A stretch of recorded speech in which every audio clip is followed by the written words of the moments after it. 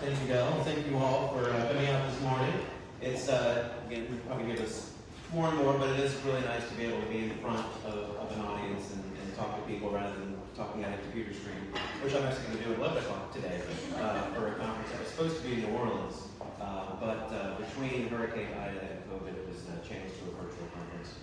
So in my short period of time this morning to talk to you guys, we're going to try and cram as much history in Dobyville as I can in 10 minutes.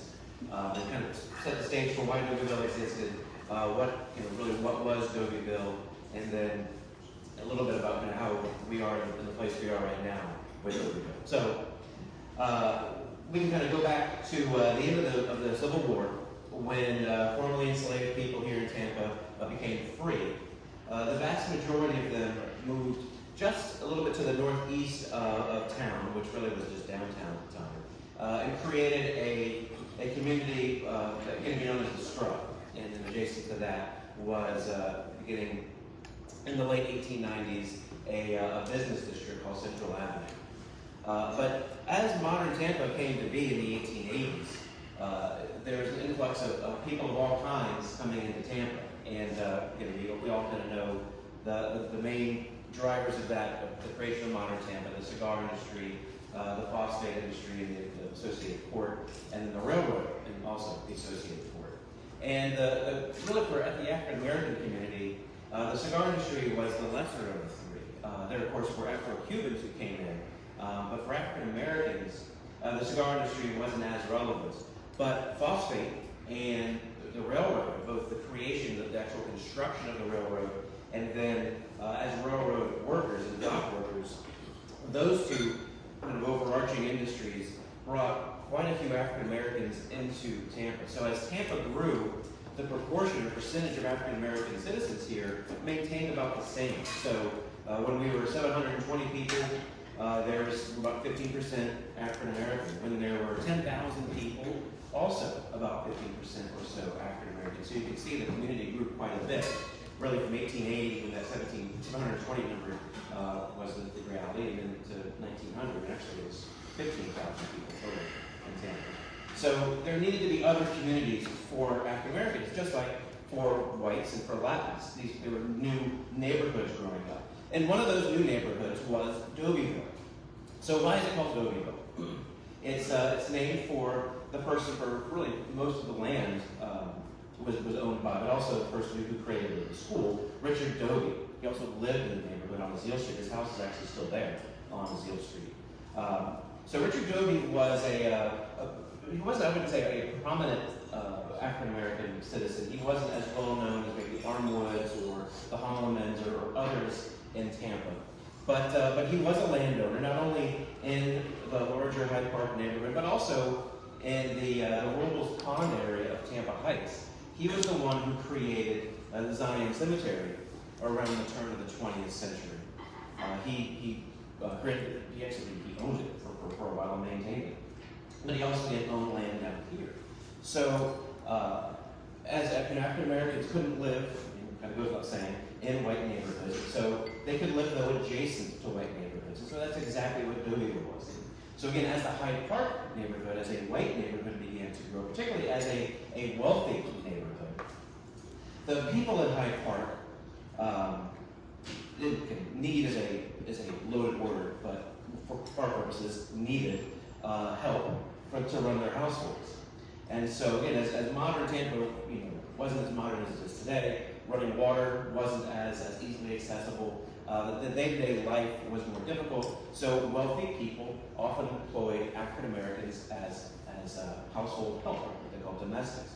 So whether it was washing laundry, or cooking, or child care, those are all women's roles, stereotypically. And then also, African American men acted as chauffeurs or as handymen in their homes. So sometimes they actually lived in the same property in an outbuilding as the white family they worked for, but more often than not, they had their own homes. And so because Hyde Park was growing at such a rate, Dobyville began to grow at that rate, with a lot of the folks who worked in Hyde Park living in Dobyville. And so the kind of limits of Dobyville really kind of molded around the limits and the borders of Hyde Park, and then the kind of growing commercial district along Howard Avenue. So again, you can ask a question: how do you know? How does somebody know kind of where Dobyville was? Other than oral histories is one, but that memory is fading because it's so old, and the borders of it have changed over the years. So one really great resource, and some of you all might be familiar with this, are the Tampa city directories. Of course, you can also look at census records, but those are only every 10 years, and they're a little harder. I shouldn't say harder, but it's a little more time-consuming to look through for this kind of information. But the city directories in Tampa, up until 1925, actually noted whether a person was African American or not. And so they also in the directories not only had like a phone book, a listing of people's names, but they also had a street listing. And so as long as it was within the city limits or close to the city limits, you can go street by street and see who's living at a particular address and whether they're white or black. And so that's what I did. I looked at 1924 Tampa City Directory, and I looked in every street in Hyde Park. And I did this, probably 15 years ago. No, longer, maybe 20 years ago. And I began to be able to fill out a map of what the extent of Dobyville was at that time. And things changed a little bit. And there was a little bit of integration, for lack of a better term, on the edges. But basically, Dobyville is from Willow on the east to Albany on the west. And then the southern border, again, changes as the white neighborhoods kind of change, going, kind of penetrating on the north side. So on the eastern boundary, the border was maybe Horatio, a little bit further south, maybe it was Eden. I forget which order they go in. But as you went to the west, it actually kind of climbed up a bit because there were more white homes further north along those streets. And then the northern extent was city limits, which was Fifth. And so, again, you have to think about Kennedy. We have in our mind Kennedy as what it is today, this really big major roadway. But back then, it was just another street called Grand Central. And so it wasn't the impediment or just the kind of visual barrier that it is today. So there was neighborhoods that went, north of Kennedy or Grand Central to Fifth, all along the road, that were very cohesive. Kennedy became this barrier. So again, Dobyville took all the way up that far. And you can see that in the map. Also, what happened? Dobyville at one point had 3 churches, several hundred residents. In 1927, the Urban League did a report of black life in Tampa, and they mentioned Dobyville among the other black neighborhoods at the time. And Dobyville was considered a place where kind of middle-class black residents lived. Also, a lot of owner-occupied homes, and that's critical as the story moves forward, as a way to resist gentrification and resist a lot of things happening that you don't want to happen. So it had the 3 churches, it had a school, the Dobyville School, named for Richard Doby, named for the neighborhood. A few businesses, but really mostly homes. And it was that way until, really today in some pockets of it, but really until the 1970s and 80s, when the improvements that were seen in Hyde Park to the south began to creep a little bit more and a little bit more. But it really wasn't until the turn of the 21st century that a lot of pressure began to be applied to Dobyville as the economy was really booming. You did have the Sullivan Expressway, originally called the Crosstown, cut through Dobyville. And there's been a lot of talk recently about those major interstates and other road systems going through African American neighborhoods. And it's true that it did that in Dobyville, but it also followed the railroad. So again, it's no surprise that Dobyville runs along the railroad. But that did impact Dobyville, certainly, including causing the demolition of the Dobyville School, which, though, by that time had been condemned. It was in really, really bad shape. Of course, 54 marked the Brown decision for integrating the schools, but it wasn't until 1971 that actually took place. And so those schools were still segregated, so the Dobyville School, even though it was in very bad shape, was still used a little bit. But the crosstown came a little bit later, but it was still, the structure was an important structure, demolished. But again, with the turn of the 21st century and the booming economy that we had growing at that time, there was a lot of pressure put on Dobyville, a lot of demolitions, and also a lot of multifamily properties being built in that area.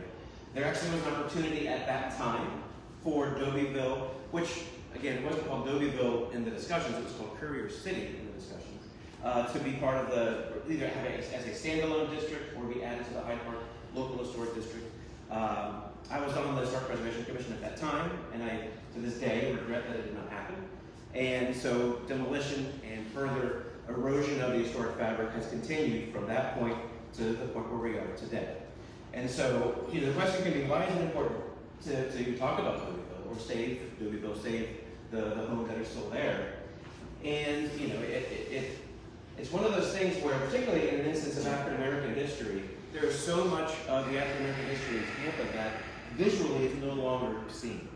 Whether it's the Scrub, which is now on its third iteration as Encore, Central Avenue, which is now underneath the Perry Harvey Park, or Dobyville, which is still somewhat intact, but certainly not very well known about. There is an historic marker, but if you don't drive by there or stop there and look at it, you won't know. But it's a story of how people overcame the adversity that was entrenched in segregation.